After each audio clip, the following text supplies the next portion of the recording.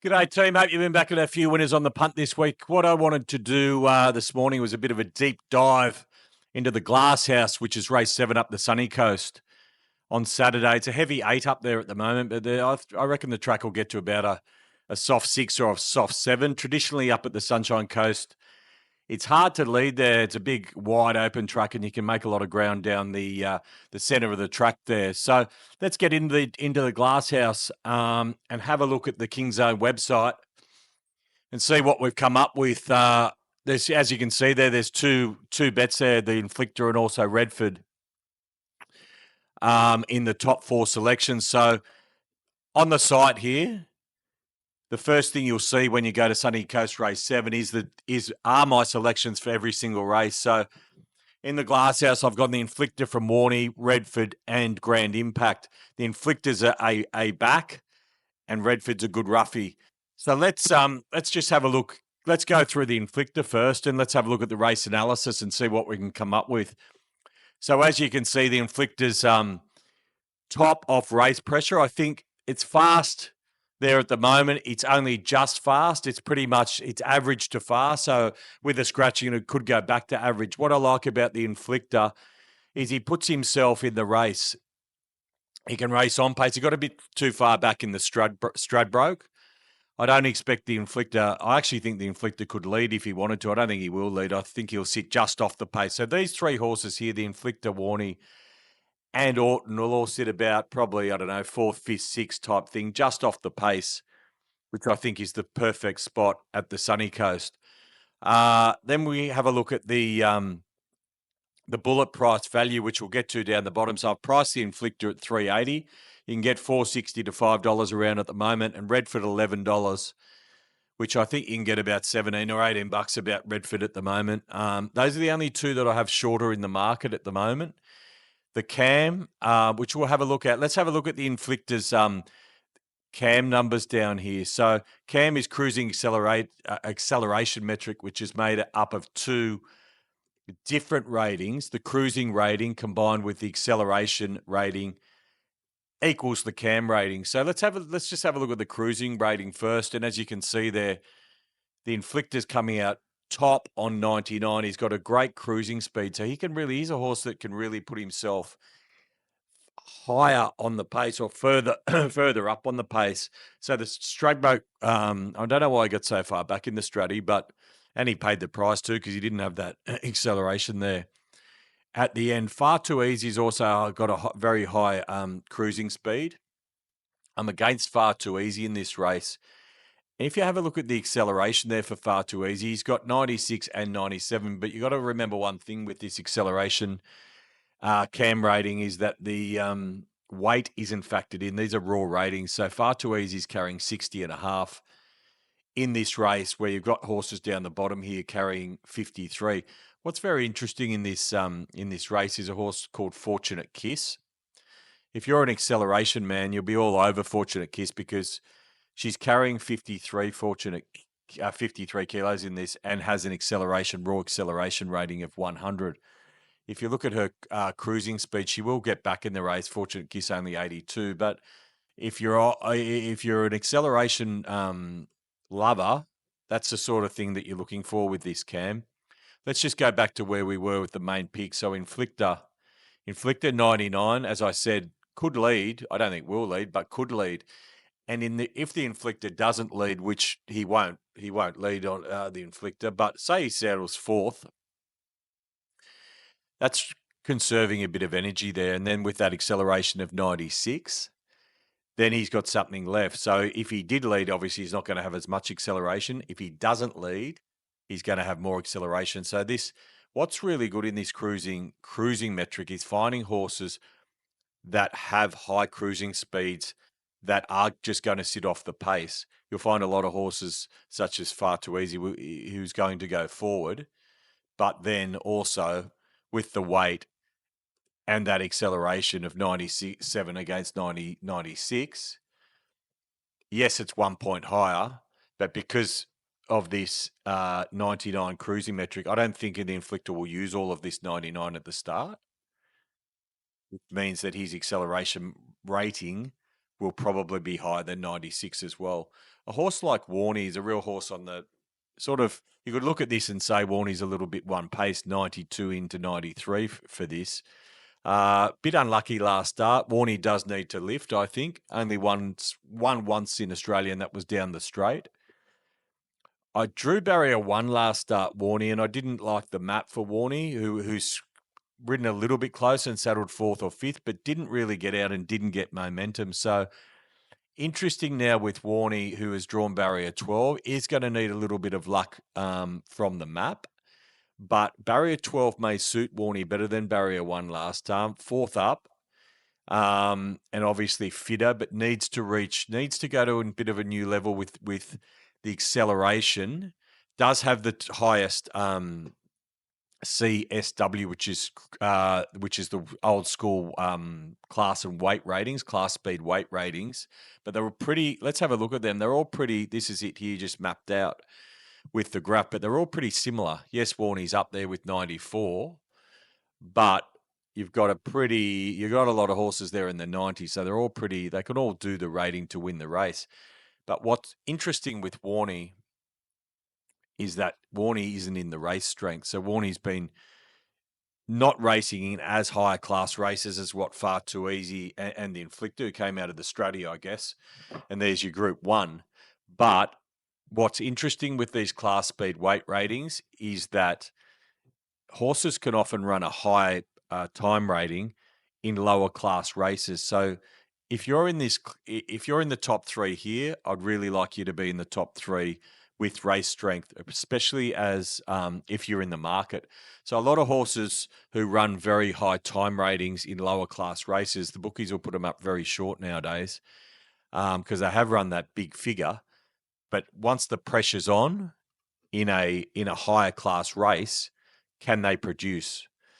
Let's talk about form factors now. Just going back up here. So we had Redford and then from Grand Impact, but let's get down. Let's talk about form factors and also the main screen, the betting screen where the odds are. So the bullet price is my assessed price. The TKZ Open at zeros at the moment because that price is only released after the form is released at around 10 to 10:30 on race day morning. The high price is the highest price of the average of the bookies after the TKZ Open is released. And the live price is what the current price is right now. So let's just have a look. Far Too Easy. So I've marked Far Too Easy at $16. The bookies are betting around that $7.50 mark at the moment. We've got a runner comment for every horse as well. So Far Too Easy in the Stradbroke was very disappointing. Yes, Far Too Easy has a few positive factors there with a class edge and your rank 2 cam, but that high weight, 60.5 kilos, especially in high class races, I'm very much against horses up in weights and high in weights in high class races because these horses down the bottom, as we saw before, can do the ratings. They can do the rating to win the race. And when they're down in the weights, often they do. And these horses struggle, especially on pace horses, can struggle high in the weight. Well, backmarkers can too because they've struggled to accelerate with that high weight. Orton, I've marked $19. Bookies 11 at the moment. Orton's never won 2 races in a row. Great last start win at listed company, but pretty inconsistent.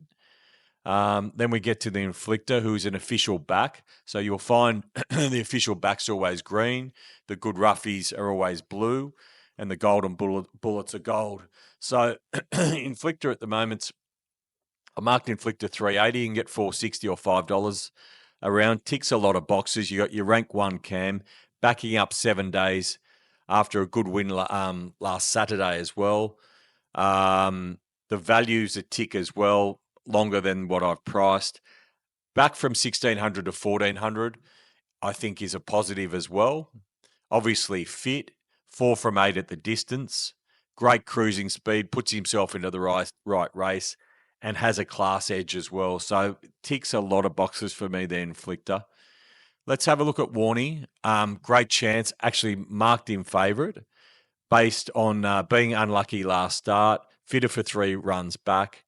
But there's no value there. 350, marked him 280. If his price happened to drift on the day to $4, I still wouldn't back him because I'm going to be on the Inflictor. I'm going to take $5 early, the Inflictor. I think it's a good price. And I don't want to overcommit in the race as well, as we've got this good roughie down here, Redford. So I don't want to start backing too many horses. You can find yourself sometimes getting too committed in races, and then your staking gets out of control and you've over-invested in races. So I do like to make my mind up before. Often if you're just betting on prices, you'll find yourself backing a lot of drifters. I spoke in a previous video about a system where I came up, if it was in the top 4, then you would bet. So in this case, if Warney drifted to $4, I still wouldn't be on Warney in this race because we've got 2 bets and you don't want to be taking too much percentage of the market. I would normally cut that out at about 40% of the market. You don't really want to be taking over 40% and backing 3 or 4 horses, and you can't really have a good result. Warney, that's where Warney's at. Let's move on. Vienna Princess, marked Vienna, marked a 35. She's 35. Couldn't really be on. There's a couple of positive factors there, but couldn't really be on. Very poor last start, Vienna Princess, and doesn't look like a horse I want to back. Boom Talk I've got marked a lot longer. Once again, drawn better, but poor last start. These factors are really important in just, if you don't have time to do form, just getting in there and having a quick snapshot of a horse. Grand Impact's one that I did mark 4th pick. Fitter, but was poor last start. Put it in at 4th, but not a horse I really, really want to back at all. I Am Artie, marked $15, $12. Don't know if I Am Artie's going that well, but there's a few positives there. Loves the sunny coast and trained at the track, and fitter for 3 runs back. So sort of looks ready to peak there, but would need to improve. Gumdrops I'm against, marked $31. Bookies are only $17. Class, bit of a class factor there. Query at 1400. I've actually messed that up. That should be in the negative factors, and I've put it in the positive factors. So I fucked that one up. Should be in a bit of a query. I don't think runs a strong 1400. And at this class, you want to be on horses, especially when there's pace on, you want to be on horses who can run the distance. If it was a maiden and they're weak and it's an on pace, they may be able to fall in. But at this level, you want horses that are going to be strong at 1400, especially on an unforgiving track like the Sunny Coast, which is a little bit wet, probably going to be in that soft region. Fortunate Kiss, we saw had that great acceleration. I've still marked Fortunate Kiss $51, and there's an interesting factor here with negative factor with Fortunate Kiss. 20 runs at listed or higher level for 0 wins, so really struggles to find the line. Could run home for a place, and you forgive last start, but not a horse that really fits a profile of winning this race. But if you're playing first 4s, you could certainly stick it in if you're want to find that profile of a horse that's got a good acceleration and down in the weights, which there's nothing wrong with. Mississippi Prince, marked right on its price. Got a chance, down in the weights once again. 4 runs at listed level and yet to place. So there's a bit of a class query there as well with Mississippi Prince. Then we get to our good roughie Redford. 53 kilos, marked Redford $11. So he's good value there at $18. Now, these are big negatives for me.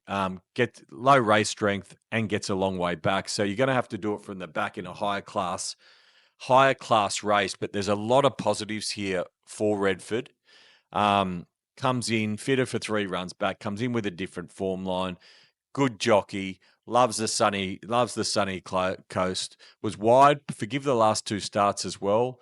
The distance is right this time. The 1400 really suits, and down in the weight. So how my system works is it weighs up all these factors. So I'm not just looking for one positive factor or one negative factor that will rule something out or include something.